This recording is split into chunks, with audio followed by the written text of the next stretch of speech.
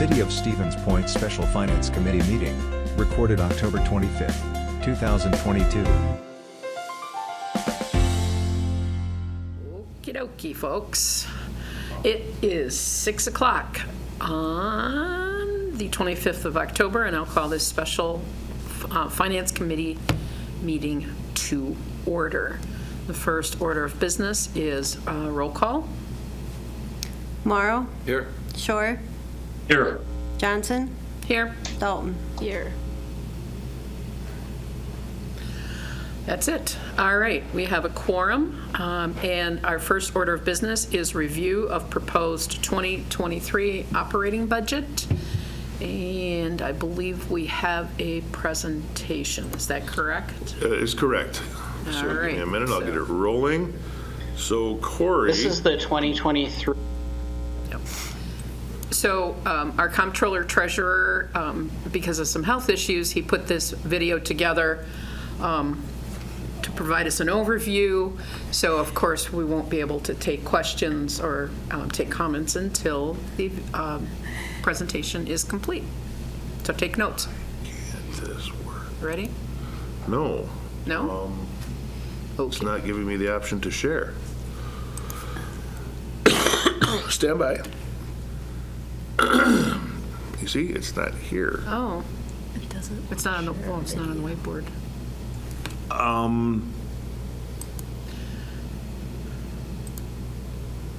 We are having technical difficulties, so we will guess. wait. I guess I should have checked this out beforehand, huh? Why is it not? Let's That's go with weird. screen and see if that works. All right, David, can you see where it says 23 operating budget? Do you see that? You do? You're on mute, Dave. Yes. You do? Okay, all right. So it works. It's just kind of weird. Doesn't tell you. Yeah. All right, and move this down, and here we go. This is the 2023 operating budget presentation. As a reminder, we've already passed the capital budget, which covers the larger items and major improvements. Now we're getting into the operating budget, which covers the ongoing operations of the city and provides services to residents on a day-to-day basis. Just a few highlights to start us off here.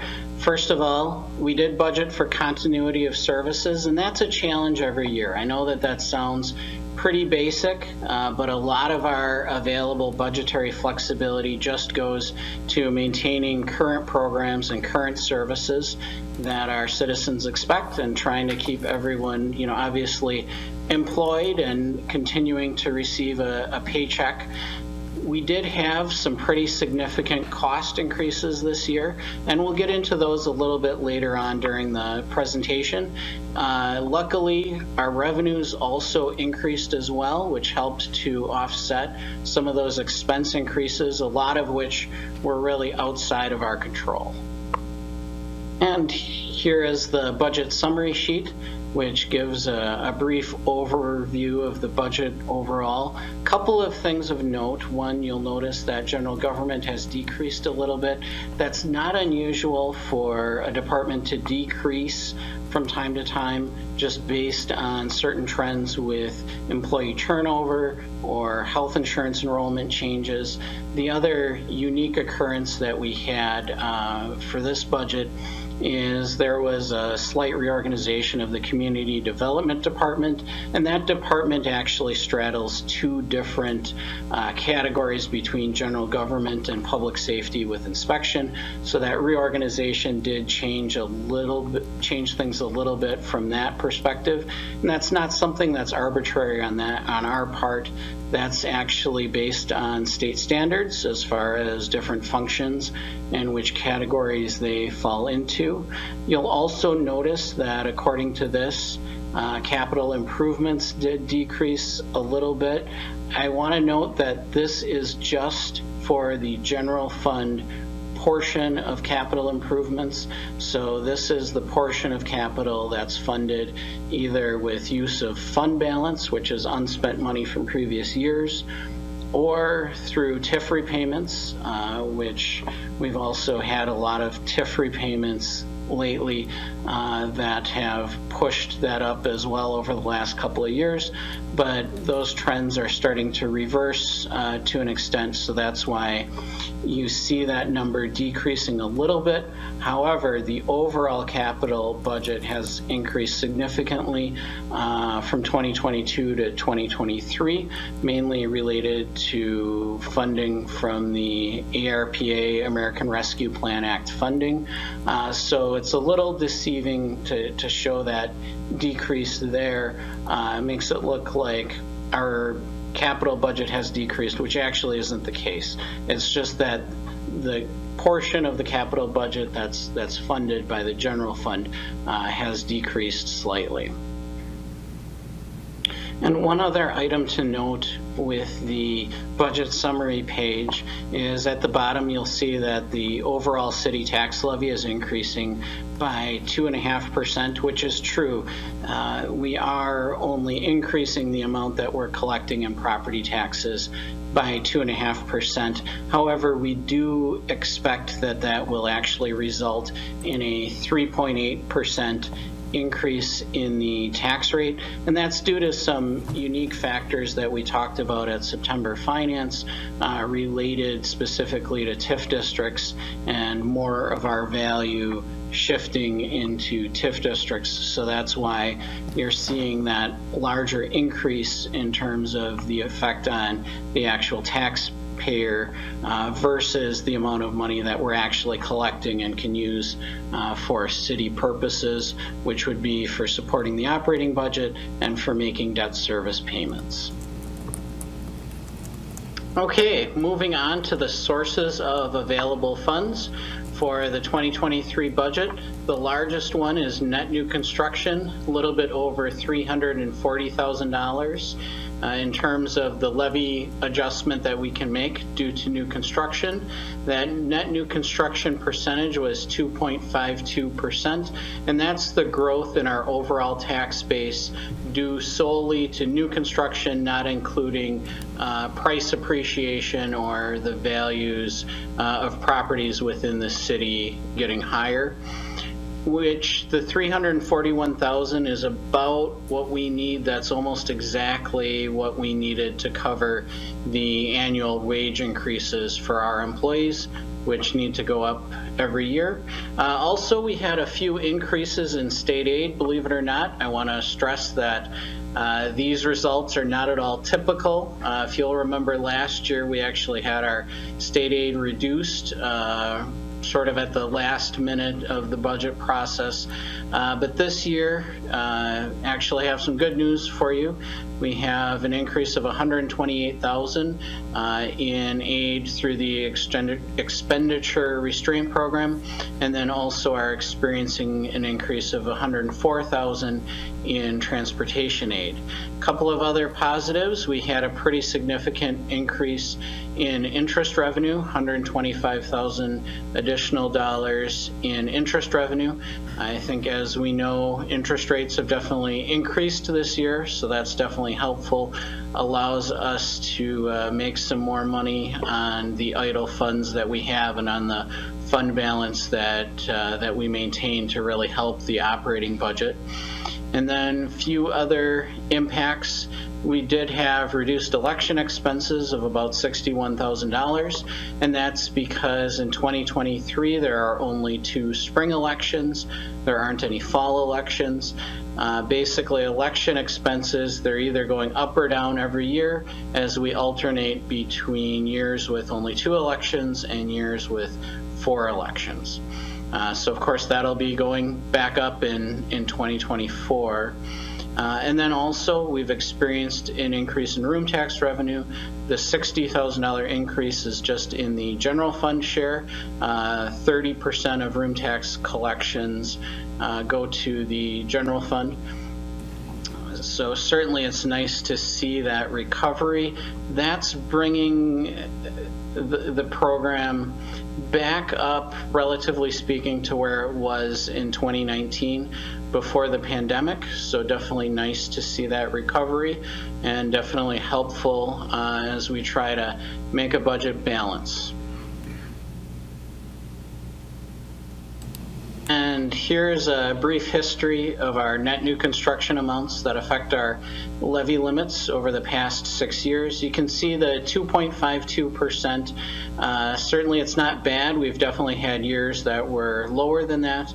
We've also had years that were higher than that as well. So I'd say this is sort of an in-between year. It's not bad, but it's also not the best year that we've ever had. The other item that I want to note on this chart here is for these low years like 2021, where we had just a 1.19% increase, those obviously are very difficult years, and oftentimes we rely on sort of one-time solutions. So for instance, in 2021, the solution that we had that year, because our costs go up by more than 1.2% a year, so the solution that we had was actually to reduce our health insurance premiums. And at the time, that was based on the data and the fact that our health insurance program was doing pretty well at that time. Obviously, it has changed since then. But I think we need to really think about the future here in terms of, okay, can we handle another year like that where your increase is only 1 point something, especially in the current environment given inflation? And if we can't, okay, well then what are some of the other solutions that we need to think about in the event that we do have a year where you have that gap in net new construction and you need to find other solutions? This is a list of the projects that we had that make up our net new construction number. As a reminder, so there's really a 2-year delay in terms of when the construction happens and when we actually see it impact the budget. So this would be new construction that occurred between January 1st, 2021 and December 31st, 2021. So basically everything that happened during calendar year 2021. We had about $58.9 million in new construction, and the biggest projects there were Delta Dental was pretty big at $28.3 million, and then also Northside Yard at $10.6 million. So I always like to provide this breakdown in every budget. I think it's good to know how these projects actually impact that net new construction figure and how they impact our overall budget. And this takes the data that we saw in the previous slide and puts it into a pie chart just to help visualize it a little bit better. As you can see, so Delta Dental, 47% of our new construction, Northside Yard, 18% of our new construction. And this is pretty typical that we rely on 1 or 2 really large projects every year to really make up the bulk of our net new construction, which of course creates the concern, okay, what happens if you have a year where you don't have 1 or 2 really large projects like this? The other thing that I'll note is all residential construction is 10% of our net new construction figure, so then the remaining 90% would all be commercial business type construction, and that's pretty typical as well. Our strong point as the city, at least over the last 10 years or so, has been in the growth of residential construction and large, very significant projects that increase our tax base very significantly. So getting into some of the details on the 2 state aid programs that increased. The first is the Expenditure Restraint program, and this is a state aid program that is designed to create an incentive for local units of government to keep the total general fund budget size from growing beyond a specific percentage. I would actually say this program is somewhat obsolete. We're obviously glad that it exists and that we get this aid revenue, but now with levy limits being much more restrictive than the Expenditure Restraint program. This is really a carryover from a former time when if the state thought that local government was spending too much money, they provided an actual incentive, a carrot, to keep your spending reasonable, which of course now with levy limits, they've taken more of the stick approach. But this program is still out there and actually still provides a fairly significant amount of state aid to us, just because we do stay within those expenditure restrictions and expenditure guidelines. And the way that this is calculated is it's actually based on the total amount of property taxes levied that are above $5 per $1,000 in fair market value. And so essentially it's a matching program where, we collect the money in property taxes, and right now for that amount that's above $5, we get about 7% back through this program. One thing I do want to note is that the state has not added money to this program, so I don't really expect that it will continue to go up. But what happened basically is we grabbed a bigger share of the pie from other municipalities, and that is just based on how our property values have changed versus other municipalities, and also how our tax levy has changed versus other municipalities. So I want to say this isn't just something that was a random occurrence or by luck, although part of it may have been some factors outside of our control. But we've also made some pretty conscious decision making from a public policy standpoint to try to maximize the state aid through these programs. And one example is when we worked on our long-term capital planning and funding transportation, we actually did discuss this program and the fact that if we collected money for transportation through property taxes, that would have a positive impact for purposes of the expenditure restraint program. So I do want to point that out there, that we have been strategic as far as the decisions that we've made to try to do what we can to maximize our state aid. And next up is general transportation aid. This is the other state aid program that is increasing for us for 2023. The program is basically a reimbursement for past transportation spending, and the calculation is based on a rolling 6-year average of transportation spending. So it's really important what year is coming out and what year is going into the average. That can definitely change your aid payment, and it certainly is having an impact for 2023 because a very low transportation spending year, which was 2015, that's a year that actually we didn't even do a street reconstruct project, so it was probably the lowest year that we've had in the past 10 or so years for transportation spending. Well, that year is falling out of the average now. So that is why that 6-year average is going up, and then that increases our transportation aid. So again, the state did not add any additional money to this program, so I don't think that this is something that we can count on from year to year. It's just that our share of the pie has increased for 2023 just based on how the average changed and how the math works with that. And now that we've talked about the sources of available funds for the 2023 budget and where it's coming from, now we can talk about the uses and what the money is planned to be spent on. And certainly, hearing the list of revenue increases, one might have assumed that, boy, we should really be able to do some things with the 2023 budget. And I would say, ordinarily, yeah, that would probably be the case just based on some of the revenue increases that we did have. Unfortunately, the bad news that I have for you is that we got hit pretty hard with cost increases, a lot of which we have very limited control over.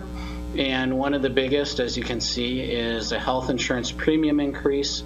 That is costing us a little bit over $340,000 a year. So that's a big hit in terms of the additional cost for health insurance. And then another sort of one-off increase that we wouldn't necessarily have every single year would be the pension contribution rates did increase as well. All of our full-time employees are in the state pension plan, the Wisconsin Retirement System, known as WRS. And we pay a percentage of every employee's salary into that plan, and then the employees pay something as well, and that gets them the coverage in the pension system when they decide to retire. And those percentages are increasing for 2023. The general employees didn't really see a big increase in those rates. However, we did see a very significant increase in the police and fire contribution rates for the pension system. So that's going to cost us just under $90,000. And then the rest of these adjustments, we would expect to see every year in terms of an annual adjustment to the pay plan. This year it's 2.7%, which obviously isn't what we would like it to be. We know that inflation is obviously much more than that. However, it is just difficult given our levy limit constraints being limited to new construction only being 2.52%. It's really hard to have salaries grow by significantly more than what we're seeing in terms of increases in revenues. And then we also have the regular wage adjustments for police and fire. Those are both under union collective bargaining agreements. And then the other item that I wanted to point out is we are proposing a $1,000 increase to the Historical Society subsidy. Usually I wouldn't include amounts this small in the budget presentation if we're tweaking a line item by $1,000 or $2,000. However, I know that the topic of funding for outside organizations is something that the Finance Committee has definitely taken some time to discuss in the past and has showed some interest in. So I just did want to point that out there, that that is in the proposal and something to discuss. Exploring the health insurance premium increases a little bit deeper here to explain sort of why we're having this substantial of an increase. And I know that we've already discussed this as well over the past several months, but just some items here that I wanted to highlight once again. First of all, health insurance claims are running about 20% higher than last year. So obviously that's a pretty big hit. We hope that that trend will turn around in the future, but right now we are seeing some pretty significant pressure in terms of how our health insurance plan is performing. So the proposal is a 14% increase.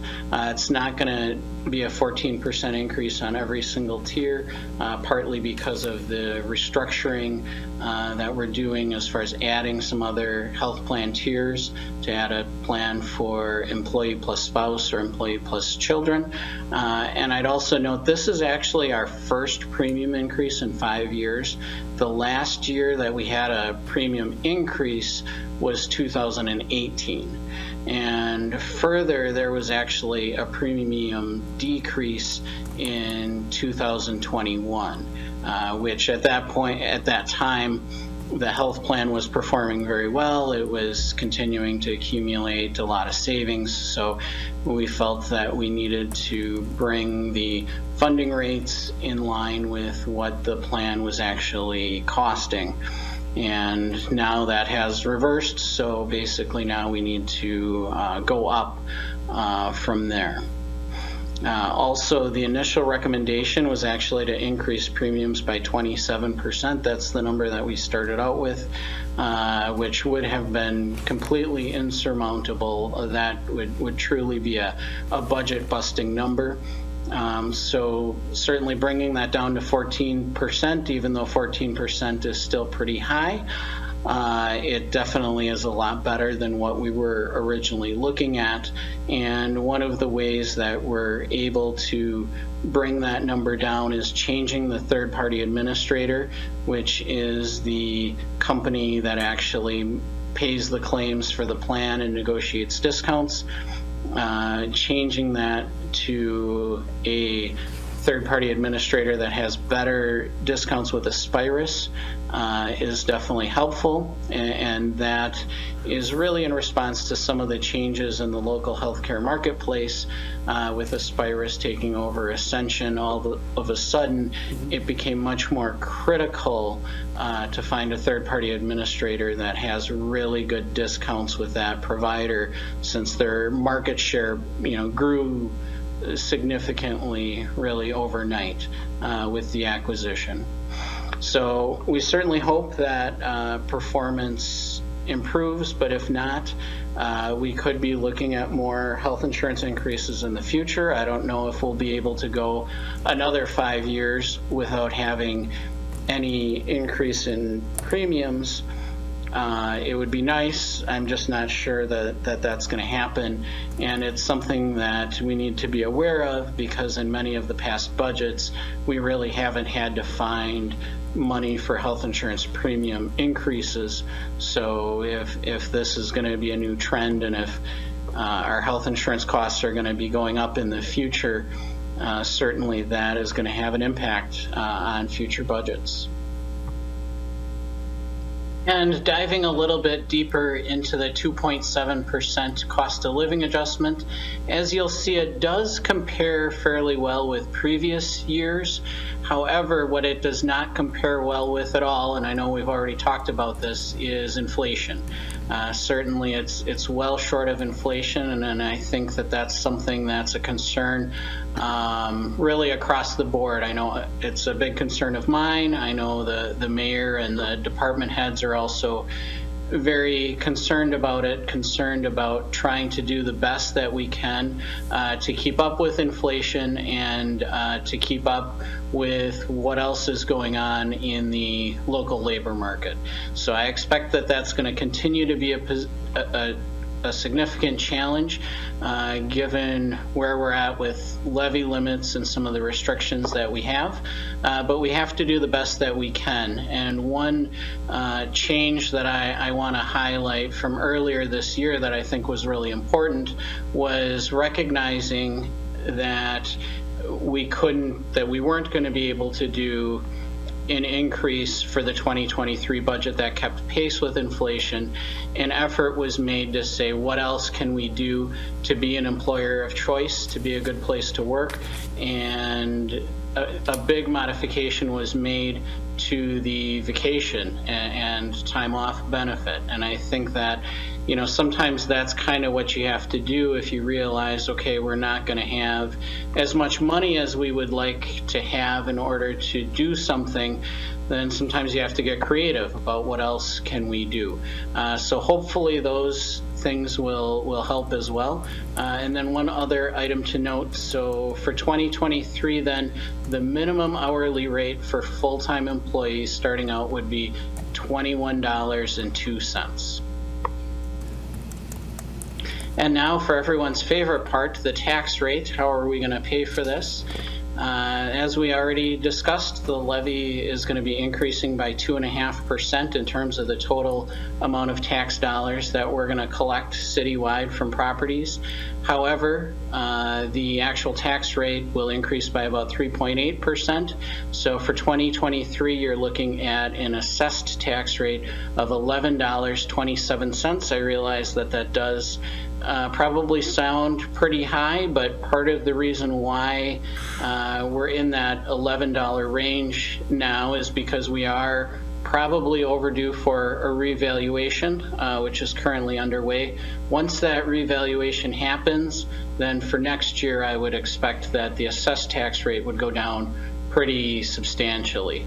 Also, if you look at this column on the right-hand side here, this is what we call the equalized tax rate. This is the rate based on the actual fair market value of the properties. And you can see, because actually property values have appreciated pretty significantly from last year to this year, that would actually be going down to $8.52. Now, of course, the amount of taxes that people are going to pay aren't actually going down. It's just that their property values are appreciating right now faster than their tax bill would be increasing. So that's why you would see that decrease there. You can see, if you look at things on an equalized fair market value basis, you can see that our tax rate actually is fairly stable. So to sum it all up, we're looking at a levy of $19,163,440, and like we said, the assessed tax rate of $11.27 per thousand. That is still a projection at this point. So now that we've covered the 2023 operating budget in detail, wanted to finish things off by looking to the future a little bit, looking to 2024 and beyond. I think it's always important that we're not just looking at the current budget cycle, but we're also looking toward the future. What do we see coming down the road that we're going to have to deal with? What are our future challenges? And the way that I'd like to start off this conversation is actually with an analogy. I know sometimes people like to make fun of me for my analogies, which is okay. I think that sometimes an analogy can be a good way to understand something, and especially since finance can be kind of complicated and boring, sometimes I like to use an analogy to sort of drive home a specific point. So in this analogy, we're going to use Star Trek. And you might think, well, what the heck does Star Trek have to do with the city budget? Well, just bear with me for a minute here. So in this example, basically you've got the Starship Enterprise, and as you can see here, it's actually taking a hit, and its shields are absorbing that hit. So it's probably in some kind of a battle. And you know, the good thing about having these shields is that it protects the actual ship itself from having any structural damage or suffering any harm. However, the important thing to note is that the ability of your shields to do that is not infinite. And eventually you run out of shields, and when that happens, then you do start to see that damage to the ship itself.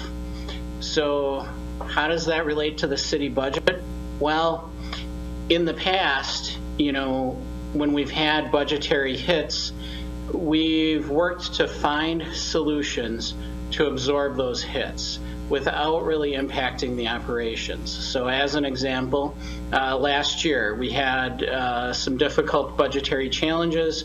We were able to figure out a way to move some expenses in the operating budget to the capital budget. And that meant that, you know, we didn't really suffer any impacts to the city's operations. We didn't have to lay anyone off or get rid of any programs. However, that solution that we used, now, you know, we've used that's gone as a potential solution. In years past, we've also reduced self-funded insurance premiums, which to an extent, that's sort of the nice thing about being self-funded, is that you do have some ability to determine your own premiums. And in 2021, like we mentioned, we reduced our health insurance premiums to make up for the fact that we had a very low net new construction number that year.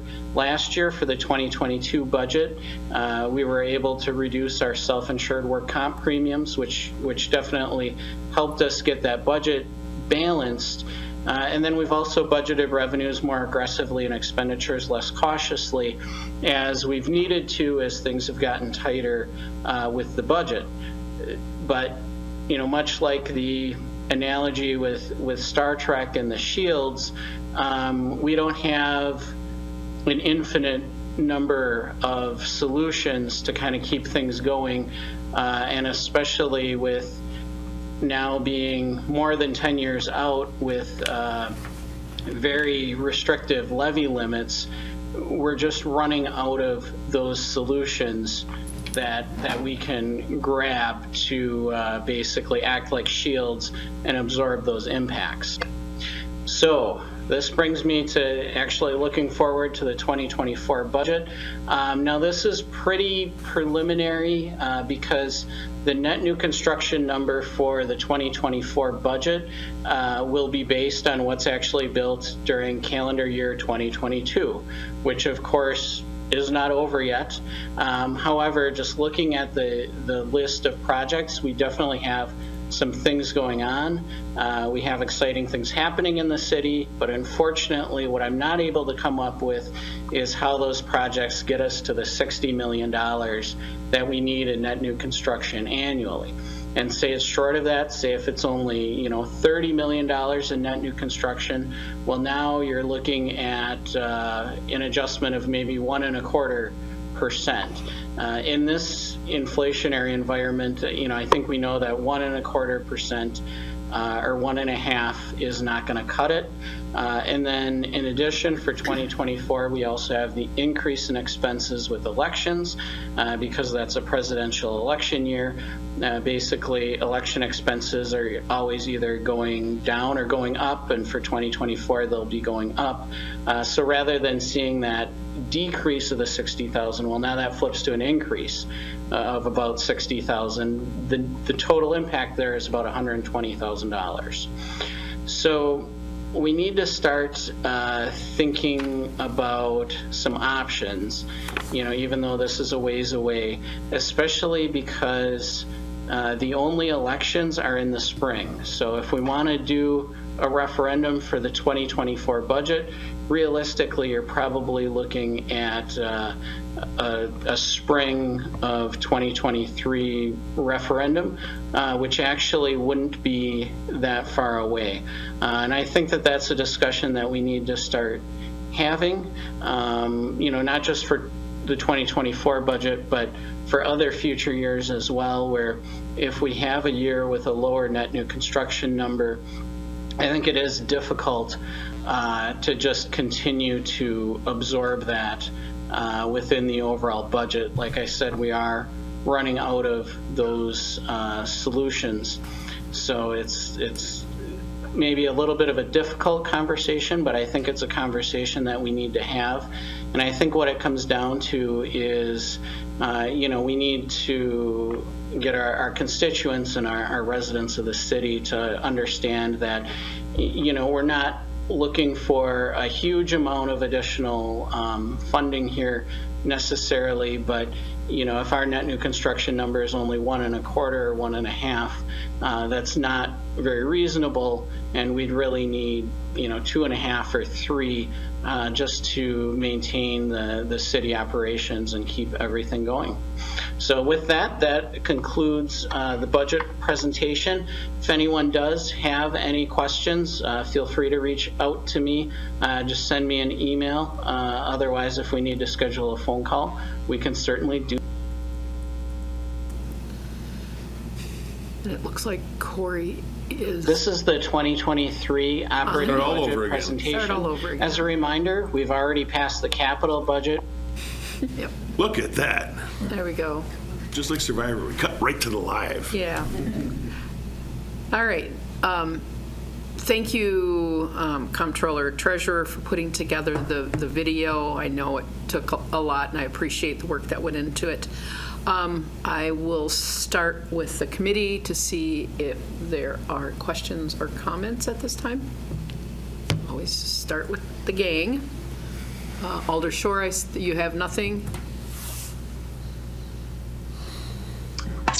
No, I could kind of start. Okay. It's tough, right? It's the first thing that must be said, right? Is there's constraints are incredibly tight. Regularly, I approach these issues with humility and appreciation for all the work, striking a delicate balance on all these priorities, and mindful of how hard the mayor, the comptroller, treasurer, and department heads work to pull this all together. Obviously, one of the toughest pieces is 2.7%. One hesitates to even call it a cost of living because of the gap with how much the cost of living has gone up. What it makes me wonder is, the maintenance of all the levels of service obviously is one of the factors that squeezes it, right?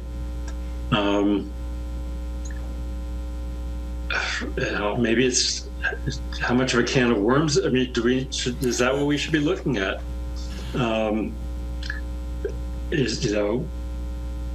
If we kind of bit the bullet, or looked at some options on that side, would we be able to do a little better? Would there be maybe a way to get to 3% by kind of frankly curtailing something? I don't know. So those are my only thoughts. Yeah. Thanks. Thank you. Nothing at this time. Nothing at this time. I don't have anything yet this time. Members of the audience, anyone with comments or questions, please, Alder Nebo. I almost called you Alder McComb. See, It wasn't just me. Yep, I just, right on the tip of my tongue. Yeah. I'm still the other Alder Mary. You're still the other Alder Mary. We love you. District 7 Alderperson Mary Kneebone. I'll make my annual, I'm on a fixed income, and the more we raise property taxes, the more I'm in danger of losing my home because of the property taxes. This is the hard part of being a city employee, a department head, an alderperson. It's looking pretty grim. Where do you start to make cuts, and you sure don't want it to be in your personnel. So it'll be a challenge, but bear in mind, all of us, and soon to be some of you on fixed incomes, it gets hard. It gets real hard. So anyway, thanks. Thank you. I appreciate it. I'll get to you in a minute. Any Alder Christensen?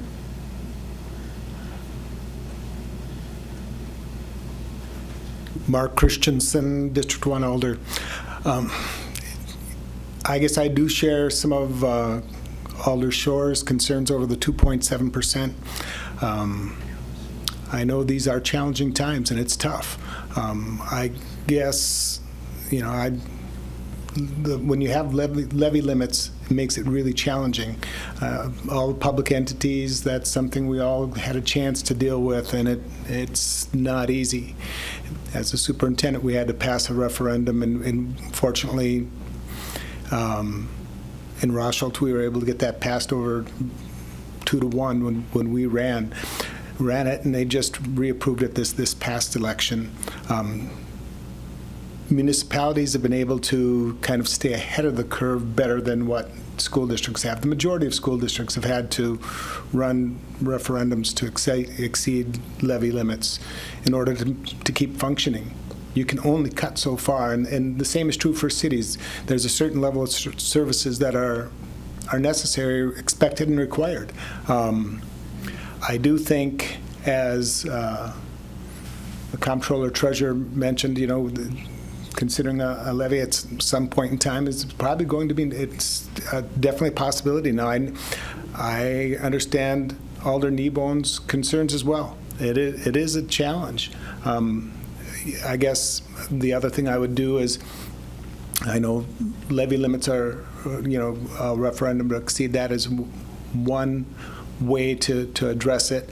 I guess I would ask each of the department heads to still, and I know they've put in a lot of time and effort, and it's much appreciated and noted, but take one more look at the take another kick at the cat, and see if you can find some place on both sides of the ledger see if there's anything that they can do to creatively to somehow cut expenses, or if there's some creative way to affect revenues, because they go hand in hand. If we can still do something to either increase revenues slightly or decrease expenses slightly, whatever little bit they can do will help make things possible. So, if they can do something like that, I guess I would ask to see if they could take one final look and see what they can do.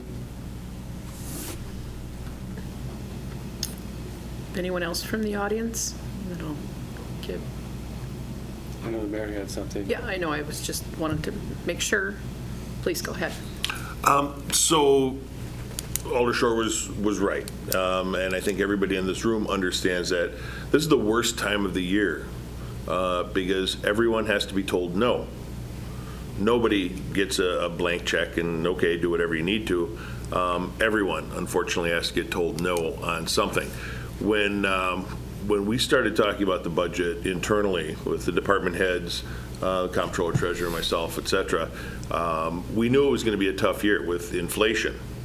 So we had originally asked, as I said in a memo, asking the department heads to have a 0% increase in their budget so we could divert as much money as we can to the pay plan. As you all know, that's been a big sticking point of mine, because in the past we've let that pay plan slip, and then we have to have a big adjustment later, and it's really hard to stomach that. So keeping up as best we can with the cost of living and inflation has been a priority, and the frequent market surveys also help with that. We knew we weren't going to be able to touch it, but at a 0% increase, that's effectively asking the departments for a cut too. With a 7% cost of or inflation rate, the costs of goods and services are going up 7%. By keeping the departments at 0, that means they're effectively losing 7% of their budget. To add 1%, and Corey, correct me if I'm wrong, because I'm not sure I remember the number exactly, but 1% increase in salary is approximately $75,000, right? Yes, that's correct. Okay. So I was expecting closer to the 2.52%, and we managed to shuffle things around, trim a little bit more, and Corey got us up to 2.7%. We knew that doesn't cut it. So we immediately got together and we started talking about, okay, well, if we can't pay what we should, and believe me, that's what we should be doing, what can we do to help offset some of that impact? And that's why you've been seeing all the personnel policy changes over the last couple of months. Flexibilities in schedules, flexibility in time off, the paid time off for vacation, rather than waiting 3 or 4 or 5 years to get that extra couple of days, we're doing it closer together now, looking at the new insurance, employee plus one, or an employee plus spouse or employee plus dependent, giving a break to those who are able to utilize some of those things. And that has really been well received from all of the employees that I've talked to, and they understand our restrictions. They know how things are. I think that the budget is probably as good as we're going to be able to get it to this year. And then going forward, I know that many communities already have been putting referendums on for spending. I am not a proponent of going to referendum to ask the public to give us more money to spend. What I am a proponent of is getting the laws changed. And being on the board of directors for the Wisconsin League of Municipalities, we've been working pretty diligently with some of our legislators to work on softening the levy restrictions. One of those that's going to be a big push this year, and it's so far been received better than we thought, is excluding emergency services from those levy limits. The county already has that luxury. Cities don't. But if we were able to exclude our emergency services from our levy limits, that would allow us the flexibility we need in those down years, like Corey said, to make ends meet. Honestly, putting together a formula would be, modifying the existing formula, I suppose, would be the best option. But if we can get pieces of it changed, I think we'll be in good shape. And I really am optimistic that we'll be able to get something done if the cards fall into place correctly, which reminds me, November 8th is a really, really important date. So talk to your candidates and legislators and see what their stance is, because municipalities are hurting, and we need to make sure Madison understands that. Thank you. Appreciate it. Yeah, it was always interesting on county board watching the emergency services budget be in its own accord while the rest of the county budget wasn't. So that would be a good opportunity. I've said this before, and typically as chair, I wouldn't say anything. I'll just reiterate. We have a pay plan. We're not following it. We're going to have to probably start over. And I'm concerned that by not following it and not giving those increases, we're going to have some challenges. I guess one of the other things is, and it's a great tool. I've done it myself in budgeting for my $5 to $7, $8 million department, is moving things from operational to capital. I think it's a tool, and we've done it well. So I would reiterate what Alder Christensen said: is, are there other things? Are there other ways that we can move some things in the same fashion? So using that same tool that we've done, but just basically moving around within the realm of limits of law. So I reiterate the challenge that Alder Christensen had put forth, and hopefully, even if we can squeeze out a little bit more, that would be wonderful. Oh, Alder Kiemer, I'm sorry, I forgot you were online. Did you have any questions? Not at this time, but thank you. All right, thank you. Of course, this is a recommendation to advance the budget and the recommended levy to council, and there'll be a lot of time for everyone to review this. I always think that this meeting right here is one of the most important that we'll do. It is the most important meeting of the year. We're basically setting out our priorities. We're setting out the things we believe in. We're doing it in money, but this is the most important thing because we're asking taxpayers to support the things that we've just expressed our desire to move forward with. So if you have Facebook pages, I encourage you to share this information on your Facebook pages. If you're having constituent meetings, please share it with people. And of course, contact staff to ask them what they're doing. We want people to be aware of what the levy recommendation is and what's in the budget. Yes, please. One more quick question. You are absolutely right. This is arguably the most important meeting we have of the year. And I would be remiss if I didn't point out there's not one member of the general public present in person or online. And it's been like this for as long as I've been involved in city government. It's sad. What we're doing this year, which is a little bit different, that presentation you just saw should already be posted on stevenspoint.com and all of our social media channels. You will also see the PowerPoint. So it gives every single member of the public an opportunity to hear the presentation. I mean, you can watch the meeting, yes, but you can go right to it. You can see all of the meat and potatoes of that. That's, like I said, it should be available already at stevenspoint.com, and I would encourage everybody to share it out, get involved. Yeah.